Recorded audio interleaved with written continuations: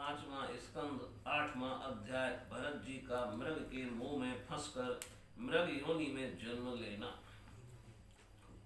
श्री सुखदेव जी कहते हैं, एक बार भरत जी गंडकी में स्नान कर नित्य नैमित्तिक तथा शौचादि अन्य आवश्यक कृत्यों से निवृत्त हो प्रणव का जप करते हुए 3 मुहूर्त तक नदी की धारा के पास बैठे रहे। राजन, इसी समय एक हरनी प्यास से व्याकुल हो जल पीने के लिए अकेले ही उस नदी के तीर पर आई। अभी वह जल पी रही थी कि पास ही गरजते हुए सिंह की लोक भयंकर दहाड़ सुनाई पड़ी। हरिण जाति तो स्वभाव से ही डरपोक होती है, वह पहले ही चौकन्नी होकर इधर उधर देखती जाती थी। अब ज्यों ही उसके कान में वह भीषण शब्द पड़ा कि सिंह के डर के मारे उसका कलेजा धड़कने लगा और नेत्र कातर हो गए। प्यास अभी बुझी न थी, किंतु अब तो प्राणों पर आ बनी थी, इसलिए उसने राज भयवश एकाकी नदी पार करने के लिए छलांग मारी।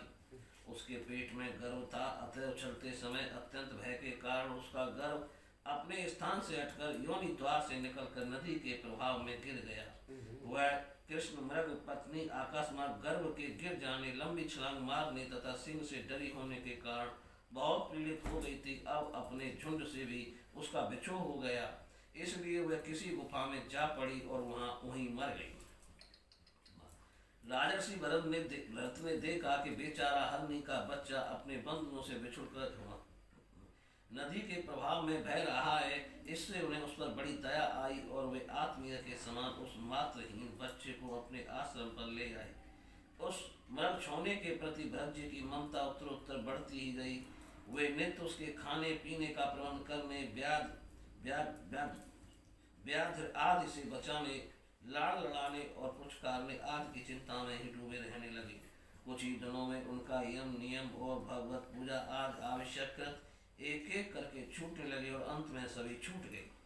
उन्हें ऐसा विचार रहने लगा, अहो कैसे खेद की बात है, इस बेचारे दीन मृग छोने को काल चक्र के बेग ने अपने झुंड सुहृदय और बंधुओं से दूर करके मेरी शरण में पहुंचा दिया है।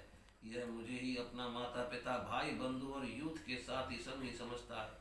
इसे मेरे सिवा किसी का पता नहीं है और मुझ में इसका विश्वास भी बहुत है। मैं भी शरणागत की उपेक्षा करने में जो दोष है उन्हें जानता हूँ, इसलिए मुझे अब अपने इस आश्रित का सब प्रकार की दोष बुद्धि छोड़कर अच्छी तरह पालन पोषण और प्यार दुलार करना चाहिए। निश्चय ही शांत स्वभाव और दोनों की रक्षा करने वाले परोपकारी सज्जन ऐसे शरणागत की रक्षा के लिए अपने बड़े से बड़े स्वार्थ की भी परवाह नहीं करते। इस प्रकार उस हरिण के बच्चे में आसक्ति बढ़ जाने से बैठते, सोते, टहलते, ठहरते और भोजन करते समय भी उनका चित्त उसके स्नेह पास में बधा रहता था। जब उन्हें पुष्प समिधा पत्र और फूल मूलादि लाने होते तो भेड़ियों और कुत्तों के भय से उसे वे साथ लेकर ही वन में जाते। मार्ग में जहाँ तहाँ कोमल घास आदि को देखकर मुग्ध भाव से वह हिरण्य शासक अटक जाता तो वे अत्यंत प्रेमपूर्ण हृदय से दयावश उसे अपने कंधे पर चढ़ा लेते। इसी प्रकार कभी गोद में लेकर, कभी छाती से लगाकर उसका दुलार करने में भी उन्हें बड़ा सुख मिलता। नित्य नैमित्तिक कर्मों को करते समय भी राजेश्वर भरत बीच बीच में उठ उठकर इस मृग बालक को देखते और अब उस पर उनकी दृष्टि पड़ती, तभी उनके चित्त को शांति मिलती। उस समय उसके लिए मंगल कामना करते हुए कहने लगते, बेटा तेरा सर्वत्र कल्याण हो। कभी यदि वह दिखाई न देता तो जिसका धन लुट गया हो उस दीन मनुष्य के समान उनका चित्त अत्यंत उद्विग्न हो जाता और वे फिर उस हरनी के बच्चे के विरह से व्याकुल एवं संतप्त हो करुणावश अत्यंत उत्कंठित एवं मोहाविष्ट हो जाते तथा शोक मग्न होकर इस प्रकार कहने लगते, ओ क्या कहा जाए, क्या वह मात्रहीन दीन मृग शासक दुष्ट बहेलिए की सी बुद्धि वाले मुझ पुण्यहीन अनार्य का विश्वास करके और मुझे अपना मानकर मेरे किए हुए अपराधों को सत्पुरुषों के समान भूलकर फिर लौट आएगा। क्या मैं उसे फिर इस आश्रम के वन में भगवान की कृपा से सुरक्षित रहकर निर्विघ्न हरी हरी धूप चढ़ते देखूंगा?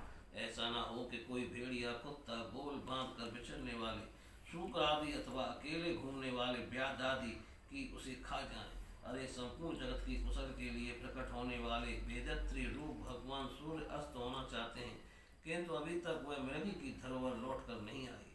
क्या वह हरण राजकुमार मुझ पुण्यहीन के पास आकर अपनी भांति भांति की मृग साव को उचित मनोहर एवं दर्शनीय क्रीड़ाओं से अपने स्वजनों का शोक दूर करते हुए मुझे आनंदित करेगा। अहो, जब कभी मैं प्रणय कोप से खेल में झूठ मूठ समाधि के बहाने आंखें मूंद कर बैठ जाता, तब वह चकित चित्त से मेरे पास आकर जल बिंदु के समान कोमल और नन्ही नन्ही सींगों की नोक से किस तरह मेरे अंगों को खुजलाने लगता था।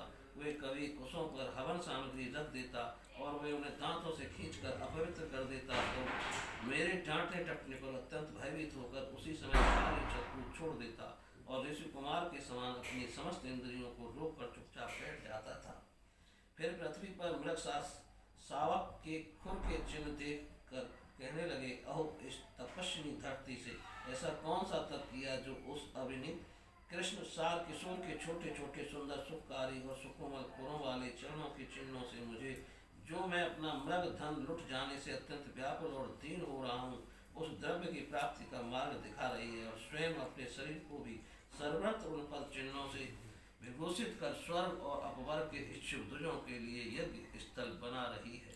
चंद्रमा में मृग का सा श्याम चिन्ह देख उसे अपना ही मृग मानकर कहने लगते, अहो, जिसकी माता सिंह के भय से मर गई थी, आज वही मृग शिशु अपने आश्रम से बिछुड़ गया है।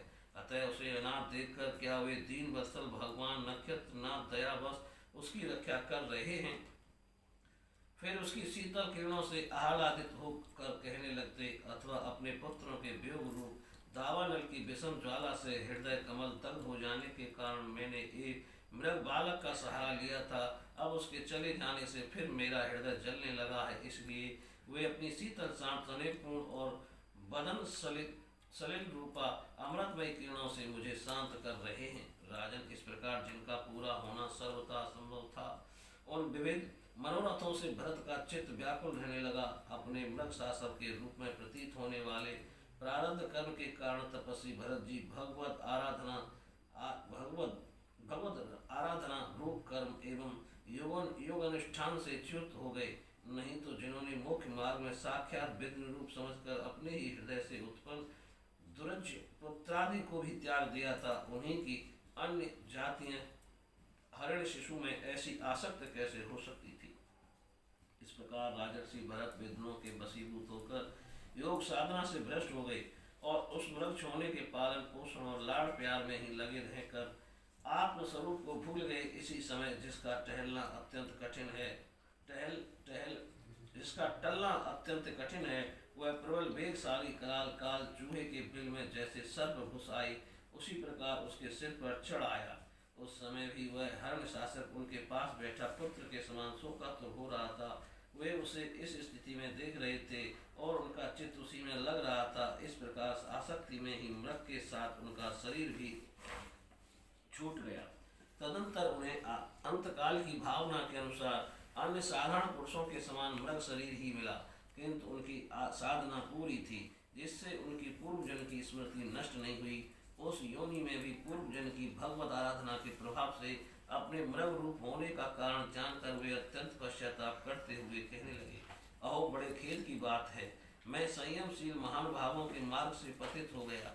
मैंने तो धैर्य पूर्वक सब प्रकार की आसक्ति छोड़कर एकांत और पवित्र बल का आश्रय लिया था।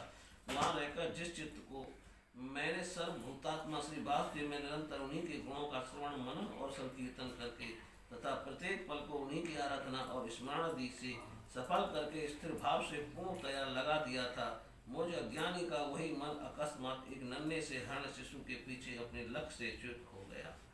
इस प्रकार मृग बने हुए राजर्षि भरत के हृदय में जो वैराग्य भावना जागृत हुई, उसे छिपाए रखकर उन्होंने अपनी माता मृगी को त्याग दिया और अपनी जन्मभूमि कालंजर पर्वत से वे फिर शांत स्वभाव मुनियों के प्रिय उसी साल ग्राम तीर्थ में, जो भगवान का क्षेत्र है, पुलस्त और पुलह ऋषि के आश्रम पर चले आए। वहाँ रहकर भी काल की प्रतीक्षा करने लगे। आसक्ति से उन्हें बड़ा भय लगने लगा था। बस अकेले रहकर वे सूखे पत्ते, घास और झाड़ियों द्वारा निर्वाह करते। मृग योनि की प्राप्ति करने वाले प्रारब्ध के क्षय को बाट देखते रहे। अंत में उन्होंने अपने शरीर का आधा भाग गंडकी जल में डुबाए रखकर उस मृग शरीर को छोड़ दिया। बोलिए श्री कृष्ण भगवान की जय।